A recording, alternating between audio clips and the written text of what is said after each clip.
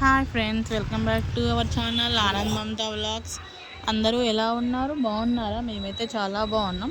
మీరు కూడా బాగుండాలని మనస్ఫూర్తిగా కోరుకుంటున్నాం. నేనైతే చాలా డేస్ తర్వాత వాయిస్ ఓవర్ అయితే ఇస్తున్నా.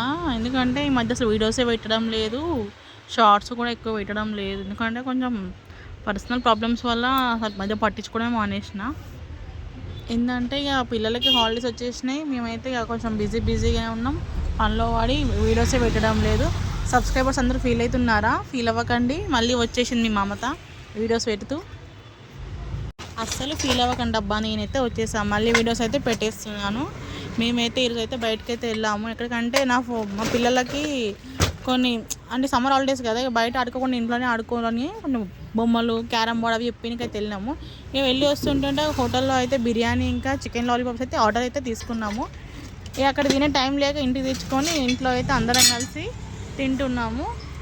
చాలా డేస్ అయింది అసలు బిర్యానీ తినాక. ఇక పానం అయితే ఇట్లా కొట్టుకుంటుంది బిర్యానీ. అసలే మనం బిర్యానీ లవర్, అందుకని బిర్యానీ చూడంగానే అసలు నోట్లో నీళ్ళు వచ్చేసినాయి. అందరూ ప్లేట్లో వేసుకొని మేము, మా పిల్లలు, మా హస్బెండ్ అందరం కలిసి అయితే కూర్చొని అయితే హ్యాపీగా ఎంజాయ్ చేస్తూ బిర్యానీ, చికెన్ లాలీపాప్ తింటూ హ్యాపీ అనిపించింది అబ్బా.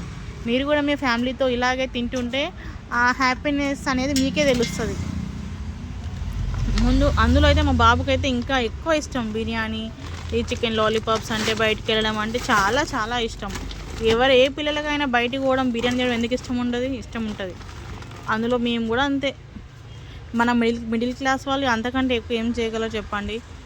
ఎప్పుడైనా తినాలనిపిస్తే బిర్యానీ, పోవాలంటే సినిమాకి, ఇంతకు మించి ఏం చేస్తాం? మన అలాంటి మిడిల్ క్లాస్ వాళ్ళు ఏమీ చేయలేము కదా.